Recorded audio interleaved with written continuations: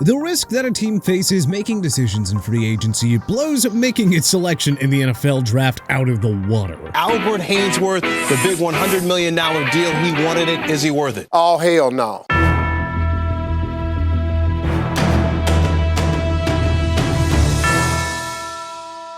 We're diving into both sides of the free agency spectrum. The 6 worst signings of all time, the absolute disasters that teams would love to erase from history, and the 6 best. Worst, Kirk Cousins, QB, Atlanta Falcons. Yeah, we get it. The Atlanta Falcons were desperate. The franchise was suffering in quarterback purgatory since Matt Ryan's departure, cycling through one uninspiring option after the next with Desmond Ridder, Marcus Mariota, and Taylor Heineke. Oh my. So, what did they do ahead of the 2024 season? Well, they backed up the Brinks truck for 35-year-old Kirk Cousins, handing him a 4-year, $180 million deal despite the fact that he was coming off a torn Achilles. Heck, never mind the torn Achilles, Cousins has always been the guy you settle for, not the guy you break the bank for. But that didn't stop the Falcons from overpaying him, while also spending the number 8 overall pick on Michael Penix Jr., because nothing screams stability like signing a quarterback to a massive $180 million deal and then immediately drafting his replacement. That lack of faith, however, is at least paying dividends because the Cousins era in Atlanta flamed out in a major way with Kirk getting benched for and outplayed by Mr. Penix down the stretch. Unfortunately for the Falcons, Atlanta is still either stuck paying $45 million per year for a backup or eating a massive financial hit to get rid of him. This isn't just one of the worst free agent signings of all time, it is a masterclass in self-sabotage. Best, Tom Brady, QB, Tampa Bay Buccaneers. There were doubts. I mean, come on, how could there not be? Tom Brady was 43 years old, leaving New England after 2 decades, and most had assumed that his best days were behind him. And people wondered what he would be like without the guiding hand of Bill Belichick. Many expected Brady to ultimately mend fences with the brass in New England, but he actually stunned the entire world by joining the Bucs, who are coming off 12 straight seasons without a playoff berth. And so Brady took a 2-year, $50 million deal, which was a huge discount by his standards, and convinced the Bucs to load up, adding Leonard Fournette, Rob Gronkowski, and Antonio Brown. And that decision marked one of the greatest free agent signings in NFL history, as Tampa went from mediocrity to Super Bowl champions overnight. Worst, DeMarco Murray, RB, Philadelphia Eagles. Some free agent deals feel doomed from the start. This, like many high-paid running back signings, was one of them. After leading the NFL in rushing with 1,845 yards in 2014, DeMarco Murray cashed in, leaving Dallas for a 5-year, $42 million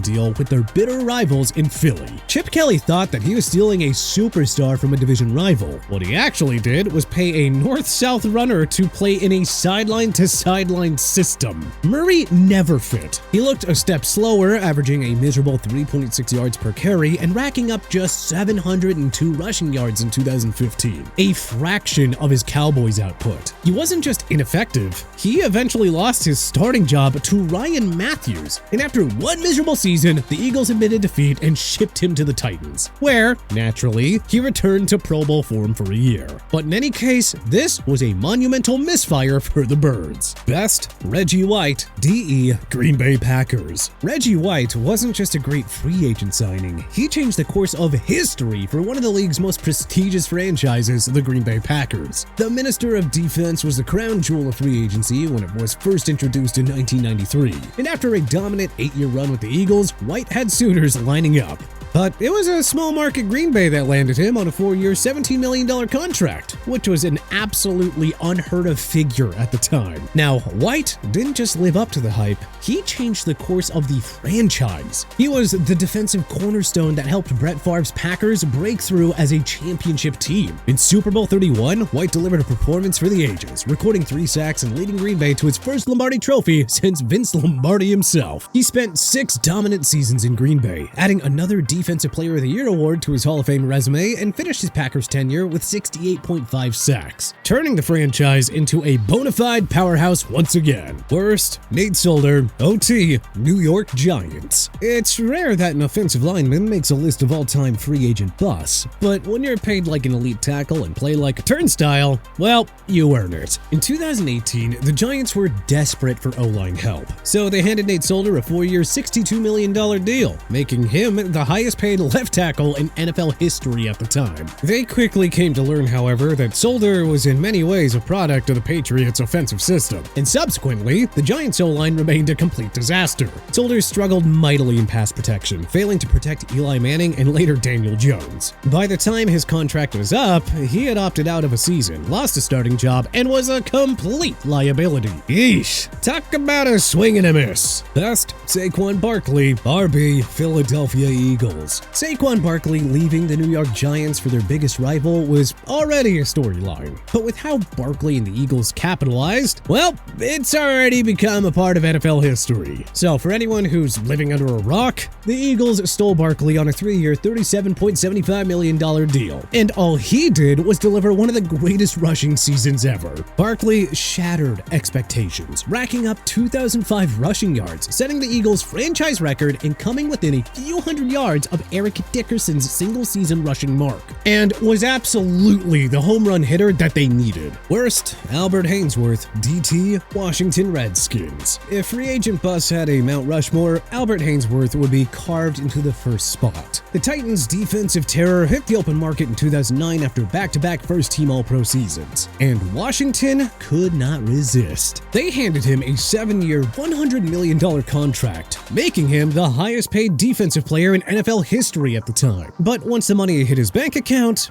well, Haynesworth seemed to just shut down completely. The effort disappeared. The conditioning was non-existent. He literally failed a fitness test at training camp and then refused to play in Washington's defensive scheme. In 2 years, he started just 12 games, recorded 6.5 sacks, clashed with coaches, and was benched outright before Washington finally cut him, eating tens of millions of dollars just to make him someone else's problem. Best, Mike Vrabel, OLB, New England Patriots. Mike Vrabel wasn't just a great free agent signing for New England. The man grew to be a hallmark of the Patriots dynasty. Prior to his time in Foxborough, Vrabel was a backup linebacker in Pittsburgh, struggling to find a role in their defense. But Bill Belichick saw something in him, and the Patriots scooped him up for next to nothing, and it turned out to be one of the most impactful signings of the decade. Over 8 seasons in New England, Vrabel became a defensive cornerstone. Not to mention, Vrabel was also a touchdown machine at tight end. He caught 12 passes for 12 touchdowns, and he brought a degree of versatility and leadership that was pivotal in the franchise's historic run. Worst, Le'Veon Bell, RB, New York Jets. Back in Pittsburgh, Bell was an absolute force, a 2-time All-Pro. He was the league's ultimate dual-threat back, racking up 1,800 plus scrimmage yards in 3 different seasons. But when contract talks went sideways,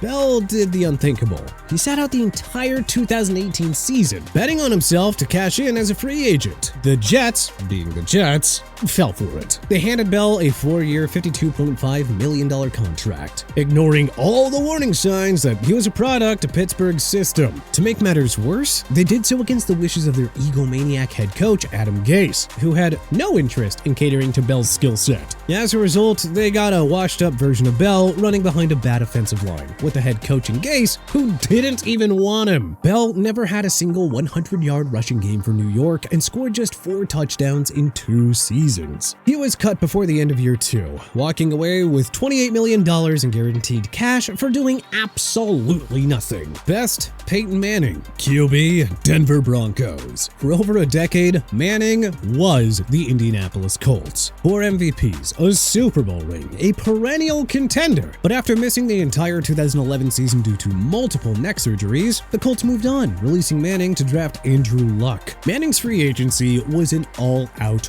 war. The Dolphins, 49ers, Titans, and Cardinals all made their pitches, but it was Denver that won the sweepstakes, signing Manning to a 5-year, $96 million deal. Manning revived the Broncos overnight, making 4 straight playoff appearances, winning 2 AFC championships, and redefining offensive football in 2013 with a record-shattering 5,477 yards, 55 touchdown MVP season. And of course, the cherry on top was the Lombardi Trophy that they hoisted in his final year as Manning game managed his way whilst riding Denver's elite defense to another Super Bowl win in 2015 before marching off into retirement. Worst, Nnamdi Asomugha, CB, Philadelphia Eagles. Man, as heartening as it was for the Eagles fans to watch their team this year, the 2011 and 2012 faux Dream Team Eagles were equal parts disappointing. And at the center of that was Nnamdi Asomugha, who, to his credit, was coming off of 3 straight Pro Bowl seasons with the Raiders when he signed a 5-year, $60 million